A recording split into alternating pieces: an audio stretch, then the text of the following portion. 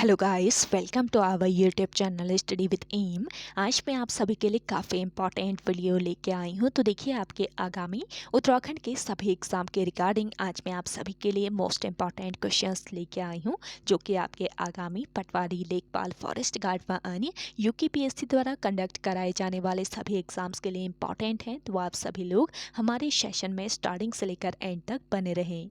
तो चलिए आज के सेशन को हम स्टार्ट करते हैं। स्टार्ट करने से पहले जिन लोगों ने अभी तक हमारे YouTube channel study with M को सब्सक्राइब नहीं किया है वो सब्सक्राइब कर लें। साथ ही साथ बगल में जो बेल आइकन दिख रहा है इसे भी प्रेस कर लें, ताकि हम कोई भी वीडियो डालते हैं तो उसका नोटिफिकेशन आपके पास जल्द से जल्द पहुंच जाए। आप सभी लोग हमारे टेलीग्राम चैनल को भी ज्वाइन कर सकते हैं, ये भी स्टडी विद एम के नाम से ही बना हुआ है। और टेलीग्राम चैनल पर रात को 8 बजे क्विज़ का भी आयोजन किया जाता है। काफ़ी इंपॉर्टेंट क्वेश्चन आपको क्विज़ के रूप में दिए जा रहे हैं, तो आप कोई ज्वाइन कर सकते हैं। तो चलिए आज के सेशन को हम स्टार्ट करते हैं। और इस सेशन का पहला क्वेश्चन है, उबर कप 2022 का खिताब किस देश ने जीता है? मोस्ट इंपॉर्टेंट क्वेश्चन है। तो देखिए, उबर कप 2022 का खिताब जीता है साउथ कोरिया ने। ऑप्शन फर्स्ट यहाँ पे आपका राइट आंसर है। प्रतिष्ठित उबर कप चैंपियनशिप का आयोजन कहाँ पर किया गया था? तो देखिए, उबर कप चैंपियनशिप का आयोजन किया गया था थाईलैंड की राजधानी बैंकॉक में। बैंकॉक में इसका आयोजन किया गया था। तो बैंकॉक में आयोजित प्रतिष्ठित उबर कप चैंपियनशिप जीतने के लिए दक्षिण कोरिया ने चीन को हराया। और साउथ कोरियाई महिला टीम ने उबर कप खिताब के लिए अपने 12 साल के इंतजार को समाप्त कर दिया है। और बात करें थॉमस कप की, तो थॉमस कप में भारतीय पुरुष टीम ने इंडोनेशिया को हराकर खिताब अपने नाम किया है। तो ये आपको याद रखना है, इंडोनेशिया को हराया है थॉमस कप के लिए भारतीय पुरुष टीम ने। अगला क्वेश्चन है आपका, विश्व प्रेस स्वतंत्रता सूचकांक 2022 में भारत का रैंक क्या है? मोस्ट इंपॉर्टेंट क्वेश्चन है। तो देखिए, विश्व प्रेस स्वतंत्रता सूचकांक 2022 में भारत की रैंक है 150वीं रैंक। ऑप्शन फर्स्ट यहाँ पे आपका राइट आंसर है। देखिए, 3 मई 2022 को विश्व प्रेस स्वतंत्रता दिवस के अवसर पर रिपोर्टर्स विदाउट बॉर्डर्स द्वारा विश्व प्रेस स्वतंत्रता सूचकांक का 20वां संस्करण प्रकाशित किया गया। मोस्ट इम्पॉर्टेंट पॉइंट है। और इस सूचकांक में कुल 180 देशों की रैंकिंग की गई, जिसमें भारत 150वें स्थान पर है। और देखिए, विश्व प्रेस स्वतंत्रता सूचकांक वर्ष 2002 से रिपोर्टर्स सन्स फ्रंटियर्स यानी कि RSF या रिपोर्टर्स विदाउट बॉर्डर्स द्वारा प्रत्येक वर्ष प्रकाशित किया जाता है। और RSF जो है ये पेरिस में स्थित संयुक्त राष्ट्र यूनेस्को, इसके अलावा यूरोपीय परिषद और फ्रैंकोफोनी के अंतर्राष्ट्रीय संगठन के परामर्शी स्थिति के साथ एक स्वतंत्र गैर सरकारी संगठन है। और विश्व प्रेस स्वतंत्रता सूचकांक में टॉप पर कौन सा कंट्री है, ये भी आपसे पूछा जा सकता है। तो देखिए, इस सूचकांक में नॉर्वे टॉप पर है। और इसके बाद स्थान है किसका? डेनमार्क का। डेनमार्क दूसरे स्थान पर है। स्वीडन इसमें तीसरे स्थान पर है। और एस्टोनिया जो है चौथे स्थान पर। और फिनलैंड है 5वें स्थान पर। तो शीर्ष स्थान किन कंट्रीज़ ने हासिल किया, ये भी आपको पता रहना चाहिए। और उत्तर कोरिया 180 देशों की सूची में सबसे नीचे रहा। अगला क्वेश्चन देखेंगे, किस देश ने 2022 में ब्रिक्स विदेश मंत्रियों की बैठक की अध्यक्षता की? इंपॉर्टेंट क्वेश्चन है। तो देखिए, 2022 में ब्रिक्स विदेश मंत्रियों की बैठक की अध्यक्षता की है चीन ने। ऑप्शन फर्स्ट यहाँ पे आपका राइट आंसर है। देखिए, चीन ने 2022 में ब्रिक्स विदेश मंत्रियों की बैठक की मेज़बानी की और भारत के विदेश मंत्री ने इस कॉन्फ्रेंस में हिस्सा लिया। भारत की तरफ से भारत के विदेश मंत्री ने इस कॉन्फ्रेंस में हिस्सा लिया। और देखिए, 19 मई 2022 को चीन द्वारा वीडियो कॉन्फ्रेंस के माध्यम से ब्रिक्स विदेश मंत्रियों की बैठक की मेज़बानी की गई। और रूस द्वारा यूक्रेन पर आक्रमण के बाद ये ब्रिक्स विदेश मंत्रियों की पहली बैठक है। अगला क्वेश्चन है आपका, उत्तराखंड में अनुसूचित जाति एवं जनजाति आयोग की स्थापना कब की गई? मोस्ट इम्पॉर्टेंट क्वेश्चन है। तो देखिए उत्तराखंड में अनुसूचित जाति एवं जनजाति आयोग की स्थापना की गई थी वर्ष 2003 में। ऑप्शन सेकंड यहाँ पे आपका राइट आंसर है। देखिए वर्ष 1965 ईस्वी में केंद्र सरकार ने जनजातियों की पहचान के लिए एक समिति का गठन किया था, जिसका नाम क्या था? लोकर समिति। तो इम्पॉर्टेंट पॉइंट है, इसको ध्यान रखेंगे। लोकर समिति का गठन किसके लिए किया गया था? वर्ष 1965 में केंद्र सरकार ने जनजातियों की पहचान के लिए लोकर समिति का गठन किया था और लोकर समिति की सिफारिश पर वर्ष 1967 ईस्वी में उत्तराखंड की 5 जातियों को एसटी का दर्जा मिला और सबसे पहले राज्य की राजी जनजाति जो है इसको आदिम जनजाति का दर्जा मिला था। ये पॉइंट पे ध्यान रखेंगे। अगला क्वेश्चन है आपका,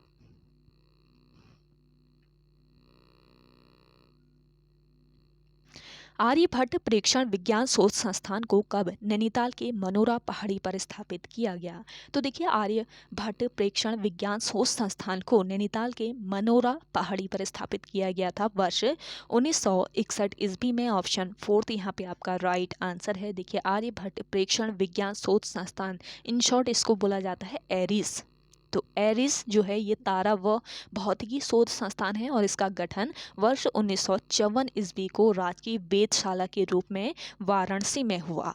वाराणसी में इसका गठन हुआ था राजकीय वेधशाला के रूप में। और एरिस को वर्ष 1955 ईस्वी में नैनीताल के शेर का डांडा में स्थानांतरित किया गया और उसके बाद एरिस को वर्ष 1961 ईस्वी में नैनीताल की मनोरा पहाड़ी में लाया गया और एरिस को वर्ष 2004 में स्वायत्त संस्थान बना दिया गया।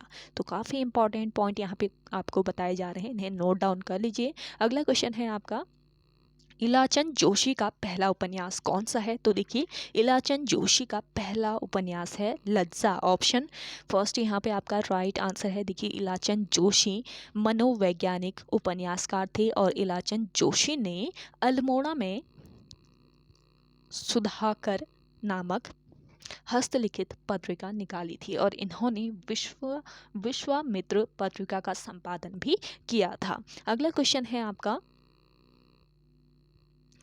उत्तराखंड से निकलने वाला प्रथम देशी पत्र कौन सा था? तो देखिए उत्तराखंड से निकलने वाला प्रथम देशी पत्र था कौन सा? समय विनोद।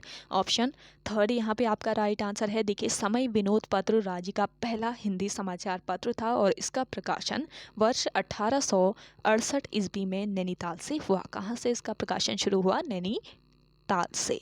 और इसके संपादक थे जयदत्त जोशी। समय विनोद पत्र के अंतिम अंक का वर्णन वर्नाकुलर प्रेस एक्ट में 1 अप्रैल 1877 का मिलता है, यानी कि समय विनोद का प्रकाशन 1877 ईस्वी में बंद हो गया था। ये आपको याद रखना है।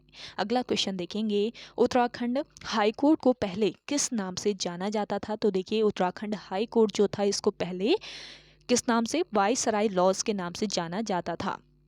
तो ऑप्शन सेकेंड यहाँ पे आपका राइट आंसर हो जाएगा। देखिए 9 नवंबर 2000 को देश का 20वां उच्च न्यायालय का गठन कहाँ पर किया गया था? नैनीताल में किया गया था और नैनीताल राजभवन की नींव 27 अप्रैल 1897 को पड़ी थी और 1900 ईस्वी को कार्य इसका पूर्ण हुआ था और नैनीताल राजभवन का निर्माण सर सेंटोनी मैकडोनल्ड्स ने कराया था। और नैनीताल राजभवन के डिज़ाइन का श्रेय किसे दिया जाता है? स्टीवंस को दिया जाता है। और उत्तराखंड उच्च न्यायालय के प्रथम मुख्य न्यायाधीश कौन थे? पूछा जा सकता है आपसे। तो देखिए उत्तराखंड उच्च न्यायालय के प्रथम मुख्य न्यायाधीश थे अशोक अभ्यंकर देसाई और अशोक अभ्यंकर देसाई उच्च न्यायालय में पहले कार्यवाहक मुख्य न्यायाधीश भी रहे थे। और उत्तराखंड उच्च न्यायालय के दूसरे मुख्य न्यायाधीश कौन थे? ये आप कमेंट करके बताएं कमेंट सेक्शन में। अगला क्वेश्चन है आपका, गढ़वाल सर्वदलित परिषद का गठन वर्ष 1928 में किसने किया था? तो देखिए गढ़वाल सर्वदलित परिषद का गठन कब हुआ था? वर्ष 1928 में हुआ था और किसने किया था? देखिए जयानंद भारती ने गढ़वाल सर्वदलित परिषद का गठन किया था। अगला क्वेश्चन है आपका, राज्य में स्वशक्ति योजना की शुरुआत किस वर्ष हुई थी? तो देखिए राज्य में स्वशक्ति योजना की शुरुआत हुई थी वर्ष 2002 में। ऑप्शन सेकेंड यहाँ पे आपका राइट आंसर है। अगला क्वेश्चन है आपका, निम्नलिखित में से कौन सी तृतीयक आर्थिक गतिविधि है? तो देखिए इंपॉर्टेंट क्वेश्चन है आपका, इनमें से बताना है तृतीयक आर्थिक गतिविधि कौन सी है। तो यहाँ पे आपका राइट आंसर हो जाएगा व्यापार करना। ऑप्शन फर्स्ट इस क्वेश्चन का राइट आंसर है। देखिए आर्थिक गतिविधियों को प्राथमिक, द्वितीयक एवं तृतीयक क्षेत्र में बांटा गया है, यानी कि कितने क्षेत्रों में? 3 क्षेत्रों में इसे बांटा गया है, प्राथमिक, द्वितीयक और तृतीयक। प्राथमिक क्षेत्र में केवल वे क्रियाएं शामिल हैं जो प्राकृतिक संसाधनों का प्रयोग करके ही की जा सकती हैं, जैसे कि आपका कृषि हो गया, पशुपालन हो गया और आपका मछली पालन हो गया।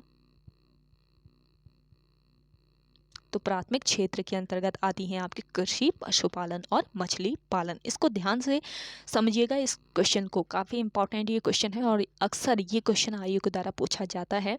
तो प्राथमिक क्षेत्र में केवल वे क्रियाएं शामिल की गई हैं जो प्राकृतिक संसाधनों का प्रयोग करके ही की जा सकती हैं, जैसे कि कृषि, पशुपालन एवं मछली पालन। और द्वितीयक की बात करें तो द्वितीयक क्षेत्र में वे गतिविधियां शामिल हैं जो प्राथमिक संसाधनों का प्रयोग करके विभिन्न वस्तुओं का निर्माण करती हैं, जैसे कि गन्ने से चीनी बनाना, कपास से कपड़ा तैयार करना, ये आपके द्वितीयक क्षेत्र के अंतर्गत आते हैं। और तृतीयक क्षेत्र की अगर हम बात करें तो तृतीयक क्षेत्र में किसी वस्तु का निर्माण न करके केवल सेवाएं प्रदान करना है, जैसे कि बैंकिंग, परिवहन, बीमा, व्यापार, पर्यटन, यातायात, मनोरंजन, शिक्षा, ये सभी आपके तृतीयक क्षेत्र के अंतर्गत आती हैं। तो ये आपको याद रखना है, जितने भी सेवाएं होंगी वो किसके?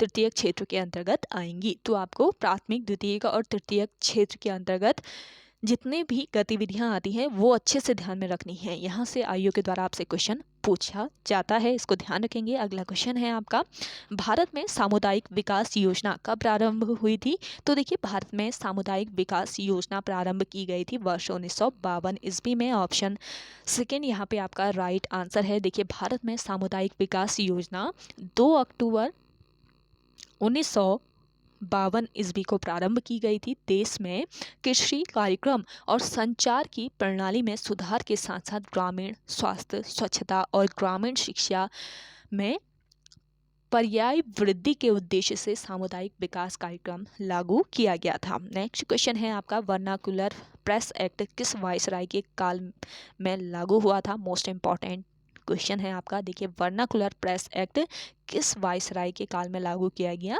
लॉर्ड लिटन आपका राइट आंसर हो जाएगा यहाँ पे, लॉर्ड लिटन। ऑप्शन फर्स्ट बिल्कुल राइट आंसर है। देखिए मार्च 1878 ईस्वी में अंग्रेज सरकार द्वारा भारत में वर्नाकुलर प्रेस एक्ट पारित किया गया ताकि भारतीय भाषाओं के पत्र पत्रिकाओं पर और कड़ा नियंत्रण रखा जा सके। और उस समय लॉर्ड लिटन भारत के वायसराय थे और इस अधिनियम में पत्र पत्रिकाओं में ऐसा मटेरियल छापने पर कड़ी कार्यवाही का प्रावधान किया गया था जिससे जनता में ब्रिटिश शासन के विरुद्ध असंतोष पनपने की संभावना हो। और यह कानून भाषाई समाचार पत्रों को दबाने के लिए लाया गया था। और देखिए वर्नाकुलर प्रेस एक्ट पारित होने के अगले दिन ही कोलकाता से बांग्ला में प्रकाशित अमृत बाजार पत्रिका ने अपने को अंग्रेजी दैनिक पत्र बना दिया था। और इसके संपादक कौन थे? शिशिर कुमार घोष। और अकाल आयोग भी लिटन के समय आया था, ये आपको याद रखना है, इंपॉर्टेंट पॉइंट है। अकाल आयोग भी लिटन के समय आया था। लिटन के समय ही 1878 ईस्वी का भारतीय शस्त्र अधिनियम भी पारित हुआ था। तो ये आज का ये सेशन काफ़ी इंपॉर्टेंट है आपका, तो एक एक पॉइंट आपको बहुत अच्छे से समझाया गया है, इनको आप नोट डाउन कर लीजिए। अगला क्वेश्चन देखेंगे, सरिस्का टाइगर रिजर्व किस राज्य में स्थित है? तो सरिस्का टाइगर रिजर्व स्थित है आपके कहाँ पर? राजस्थान राज्य में। ऑप्शन फर्स्ट यहाँ पे आपका राइट आंसर है। सरिस्का टाइगर रिजर्व भारत में प्रसिद्ध राष्ट्रीय उद्यानों में से एक है और यह राजस्थान राज्य के किस जिले में स्थित है? अलवर नामक जिले में स्थित है। और वर्ष 1955 ईस्वी में इसे वन्यजीव आरक्षित भूमि घोषित किया गया और वर्ष 1978 ईस्वी में बाघ परियोजना रिजर्व का दर्जा इसे दिया गया था। अगला क्वेश्चन है आपका, भारत के झारखंड राज्य में कौन सी जनजाति का बाहुल्य है? तो देखिए भारत के झारखंड राज्य में संथाल जनजाति का बाहुल्य है। ऑप्शन फर्स्ट यहाँ पे आपका राइट आंसर है। देखिए संथाल उत्तर झारखंड राज्य की एक प्रमुख अनुसूचित जनजाति है। संथाल जो है ये झारखंड राज्य की एक प्रमुख अनुसूचित जनजाति है जो मुख्य रूप से संथाल परगना प्रमंडल एवं पश्चिमी व पूर्वी सिंहभूम, हजारीबाग, रामगढ़, धनबाद तथा गिरिडीह जिले में निवास करती है। और संथाल झारखंड की सबसे अधिक आबादी वाली अनुसूचित जनजाति है और इसकी जनसंख्या 2011 की जनगणना के अनुसार कितनी है? 27,54,723। तो ये आंकड़ा भी आप ध्यान रखेंगे। 2011 की जनगणना के अनुसार संथाल जनजाति की आबादी कितनी है? 27,54,723, जो झारखंड की कुल जनजाति आबादी का 31.86% है। और यह जनजाति संथाली बोली बोलती है। संथाली बोली की लिपि आपसे पूछी जा सकती है कि संथाली बोली की लिपि बताएं कौन सी है, तो कौन सी लिपि है? ओला चिकी लिपि है संथाली बोली की। और संथाल संगीत व नृत्य के बड़े ही प्रेमी होते हैं। बंसी, ढोल, नगाड़े, इसके अलावा केंद्रा इत्यादि इनके प्रमुख वाद्य यंत्र हैं। अगला क्वेश्चन है आपका, यमुना घाटी में यदुओं का अस्तित्व मिटाने का श्रेय किसे जाता है? तो देखिए यमुना घाटी में यदुओं का अस्तित्व मिटाने का श्रेय किसे जाता है? यहाँ पे आपका राइट आंसर हो जाएगा गणपति नाग। ऑप्शन फर्स्ट यहाँ पे आपका बिल्कुल राइट आंसर है। देखिए गणपति नाग उत्तरी नाग वंश का शक्तिशाली शासक प्रतीक होता है और गणपति नाग का रुद्र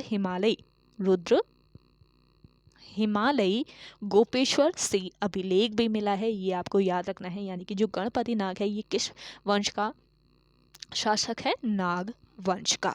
और 6वीं शती में कर्तेपुर राज्य पर नागों का कब्जा हो गया था और नागों की पुष्टि गोपेश्वर के त्रिशूल लेख से मिलती है। अगला क्वेश्चन है आपका,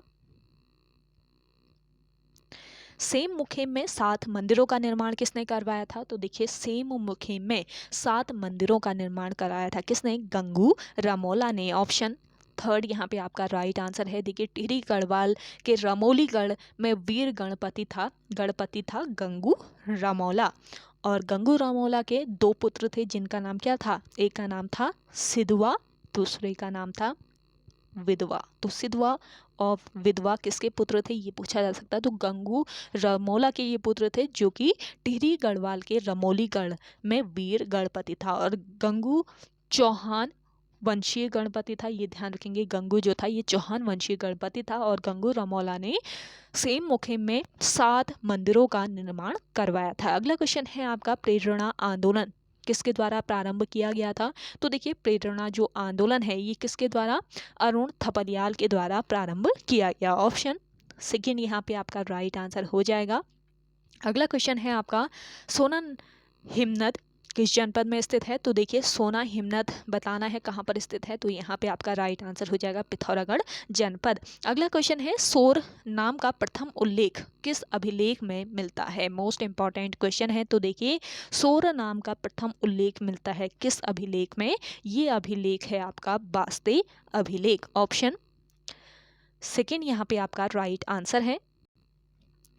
और आपसे पूछा जाए कि सोर किसका प्राचीन नाम है? तो देखिए सोर जो है ये पिथौरागढ़ का प्राचीन नाम था, ये आपको याद रखना है। और देखिए पिथौरागढ़ जो है ये 24 फरवरी 1960 को अल्मोड़ा से अलग होकर नया जनपद बनाया गया। और सर्वप्रथम पिथौरागढ़ में किस राजवंश ने शासन किया था? खस राजवंश ने सर्वप्रथम यहाँ पे शासन किया था। और खसों को पिथौरागढ़ में किले या फिर कोट निर्माण का श्रेय दिया जाता है। और पिथौरागढ़ में देखिए उदयकोट, भाटकोट, डूंगरकोट आदि किले स्थित हैं। तो आपसे पूछा जाए कि उदयकोट किला कहाँ पर स्थित है, तो आपको याद रहना चाहिए ना पिथौरागढ़ में ही स्थित है। और इसके अलावा भाटकोट और डूंगरकोट भी आपके पिथौरागढ़ जनपद में ही स्थित है। और खस के बाद पिथौरागढ़ में किस वंश ने शासन किया था? मल्ल वंश ने। खस के बाद मल्ल वंश ने शासन किया पिथौरागढ़ में। और पिथौरागढ़ की स्थापना राजा पिथौरा या प्रीतम शाही ने की थी। और इसके अलावा देखिए पिथौरागढ़ में एक सिमलगढ़ दुर्ग है जिसे किसने बनाया था? गोरखों ने। सिमलगढ़ का जो किला है ये पिथौरागढ़ में गोरखों के द्वारा बनाया गया था और अंग्रेजों ने इसे लंदन फोर्ट नाम दिया था। ये पॉइंट आपको याद रखना है। पिथौरागढ़ का प्राचीन नाम है सोर और सोर नाम का प्रथम उल्लेख मिलता है वास्ते अभिलेख में। ये आपको याद रखना है। और मझेड़ा ताम्रपत्र की बात करें तो देखिए मझेड़ा ताम्रपत्र भी आपने पढ़ा होगा। मझेड़ा ताम्रपत्र का संबंध सोर के सामंत राजा विजय बम से है। ये आपको याद रखना है। सोर के सामंत राजा का संबंध किससे है? मझेड़ा ताम्रपत्र से। और मोनाकोट ताम्रपत्र ये भी पिथौरागढ़ जनपद से ही संबंधित है। तो मोनाकोट ताम्रपत्र चंद राजाओं के करों से संबंधित है। तो ये पॉइंट आप ध्यान रखेंगे, इंपॉर्टेंट पॉइंट है। तो ओके गाइस, आज के सेशन में इतना ही। आई होप आप सभी को आज का ये सेशन काफ़ी पसंद आया होगा। अगर आप सभी को आज का ये सेशन पसंद आता है तो इस सेशन को लाइक कीजिए, शेयर कीजिए। जिन लोगों ने अभी भी हमारे YouTube channel study with M को सब्सक्राइब नहीं किया है वो सब्सक्राइब कर लीजिए। तो चलिए मिलते हैं एक नेक्स्ट इंटरेस्टिंग वीडियोज़ के साथ। तब तक के लिए धन्यवाद।